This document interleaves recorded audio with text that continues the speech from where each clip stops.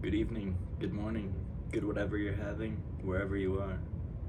Welcome back, everyone, to Occult Catalyst, where we delve into the mysteries of the unseen and explore the many paths of spiritual and occult practice.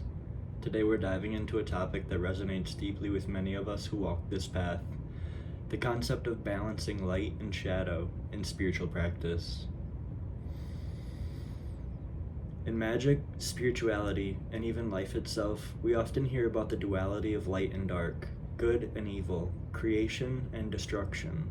These polarities are present in every tradition, from Eastern philosophies to Western esotericism, and they represent two sides of the same coin. But what does it truly mean to balance light and shadow?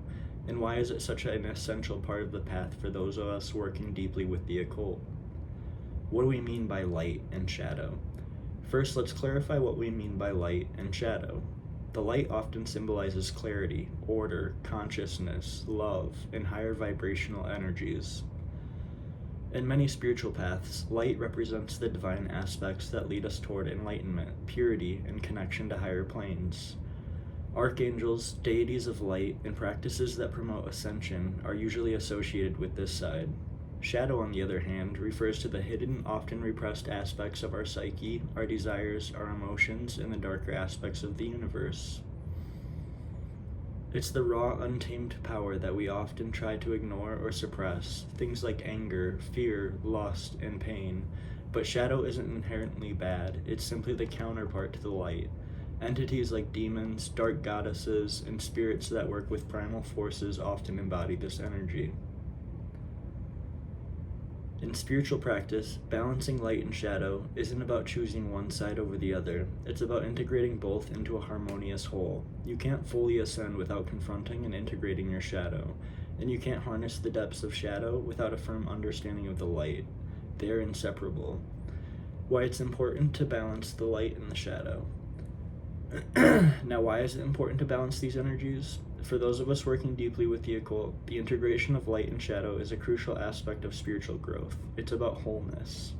Too much focus on light can lead to spiritual bypassing, where you ignore your shadow, trauma, or darker aspects of yourself, leaving those parts unhealed. This creates an imbalance and prevents true spiritual maturity.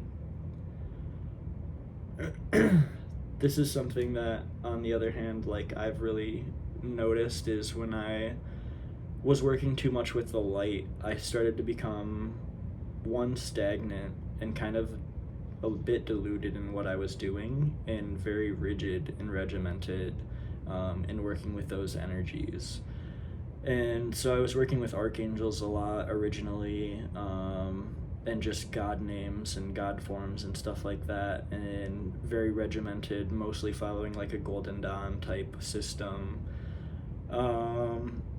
And at some point I kept feeling the call to the clip-off and to these darker energies and to do shadow work and really engage with this darker part of myself.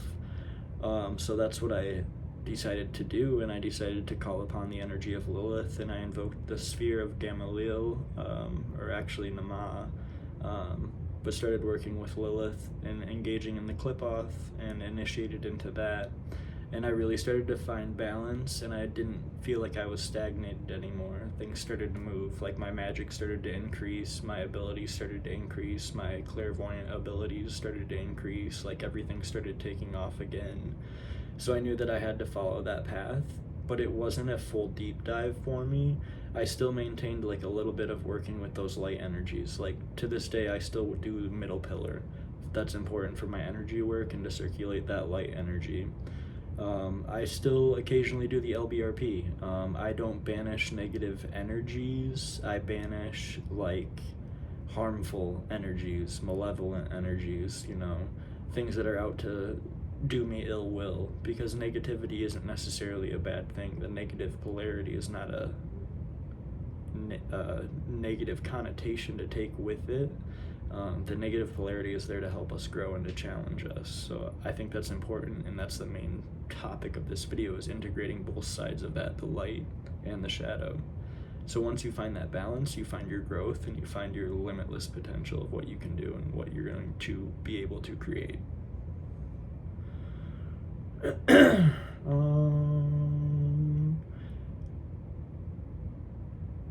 I lost my place, I'm sorry. On the other hand, immersing yourself too deeply in shadow without grounding in light can leave you feeling overwhelmed, disconnected, and potentially lost in darker forces.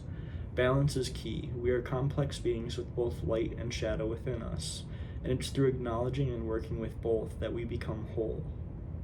Let me share a bit of my personal journey with you. As some of you may know, I've been working with powerful entities like Lilith and Lucifer, forces that embody both light and shadow. With Lilith, I've explored the depths of primal, shadowy power, embracing aspects of self that many fear to face. Lilith represents the dark feminine, independence, and liberation from societal norms. Through my relationship with her, I've confronted my own fears, desires, and emotions, learning to transform them into strength. So with Lilith, I've really kind of found like a lot of liberation from limiting beliefs that I've had, from things that were holding me back from reaching more of my potential. Not that I'm at my full potential at all, there's a lot ways to go, but I'm finally unlocking a lot of stuff in myself. Creativity, like this venture with Occult Catalyst and all of you guys. This is a cool creative outlet for me that I've not had a creative outlet in a while outside of like writing. So this is neat to explore and something that she really helped me with to develop and co-create, you know. So I'm excited to have this going, and she's really just helped me to explore those shadow aspects of myself and to integrate them so that I can become, as I've been saying, more whole. To go back to Jung, we talk about the individuation process, right, which is becoming the whole human being, integrating all parts of the psyche, being, you know, internal family systems like the shadow, inner child, you know, stuff like that, protector pieces, as well as, you know, ego, you know, your id, superego, stuff like that, all these parts that you don't really think about but are higher parts in psychology. Lilith has helped me to confront and integrate, especially traumas that I've dealt with. To be very open, I had to deal with the loss of my mother when I was, I think, 23. Unfortunately, that was very hard on me. The circumstances of her death were not normal. I don't want to go too deep into it, but that was a trauma that I've had to deal with, and a lot of grief and emotions, and, you know, Lilith and these energies have helped me to work with that, with the shadow aspects. But there's also the light, and for the light, for a long time I was working with archangels, you know, God forms, God names, things like that, of that nature, really high vibrational energies, until I found Lucifer. And yes, Lucifer is a being of light and shadow, but mostly of light. He is the light that illuminates the shadow, the light that reveals the shadow, that creates the shadow. So you have to balance with both those energies. With Lucifer, I've been working with aspects of enlightenment, rebellion, and truth, seeking knowledge and light in face of oppressive systems. Lucifer's light is not the kind of light that turns away from darkness. It's the light that shines in the dark, revealing truth even in the shadow.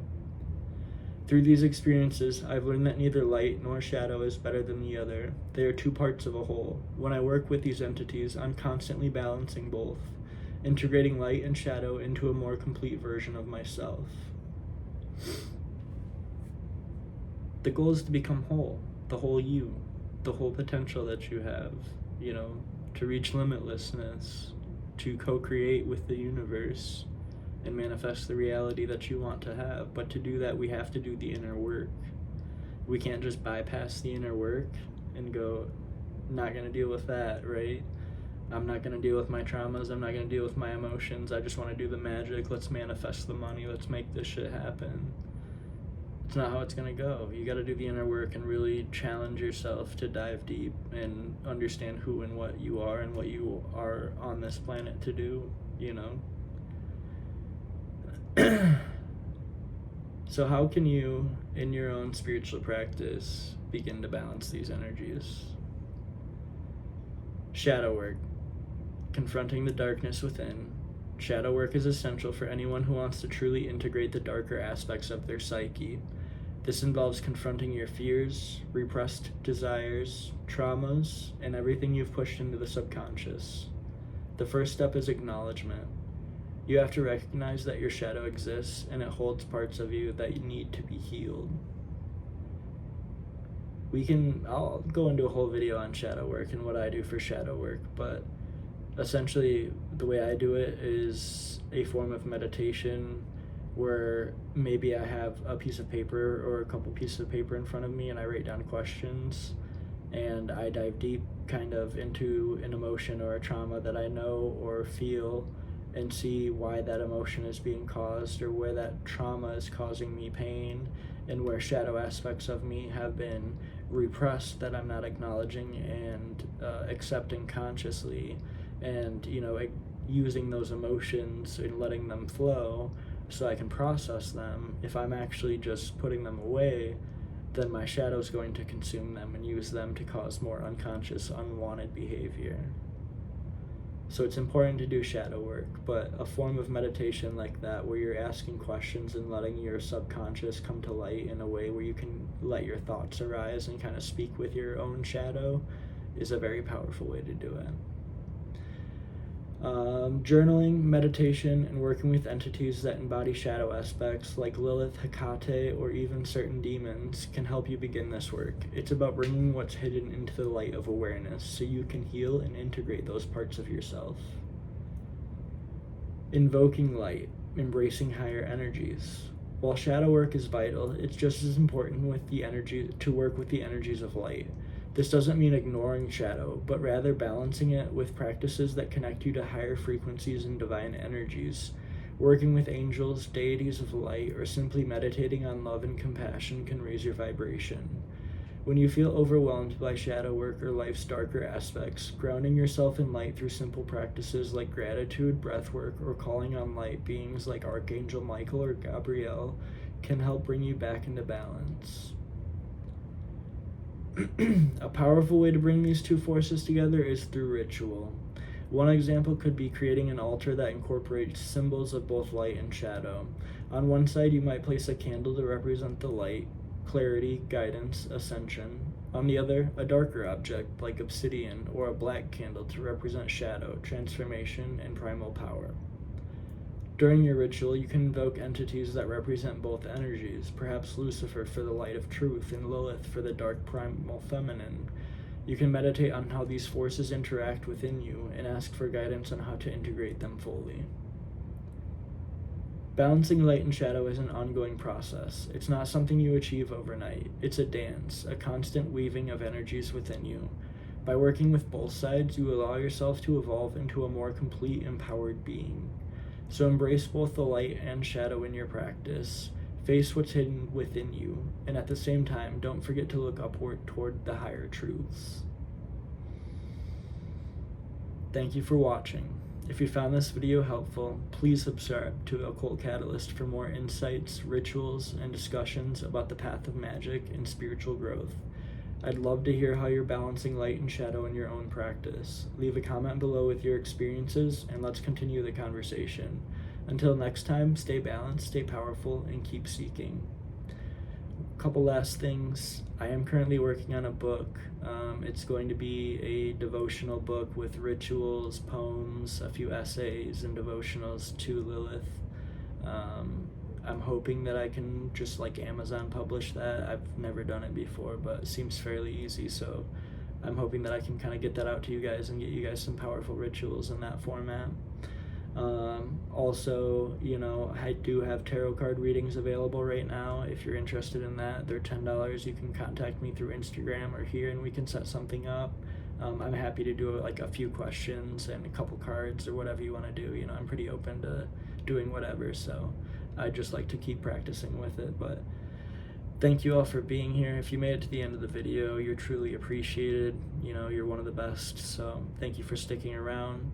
I do hope to see more of you in the subreddit. So we do have a subreddit r/Occult Catalyst on Reddit, so check me out there. I'll be posting some rituals there and stuff for you guys.